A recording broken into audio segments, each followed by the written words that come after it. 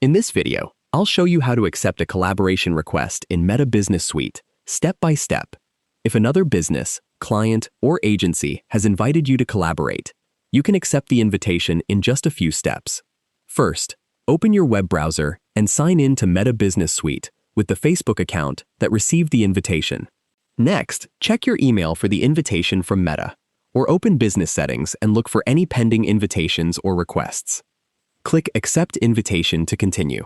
Review the business name, the assets being shared, and the permissions you'll receive. If everything looks correct, click Accept to confirm. You may be asked to complete a security check, such as entering a verification code or confirming your identity.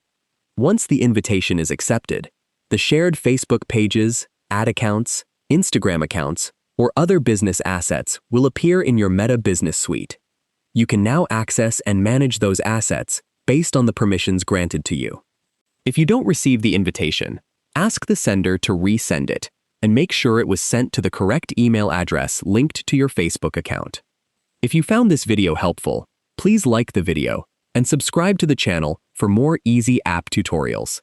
Thanks for watching.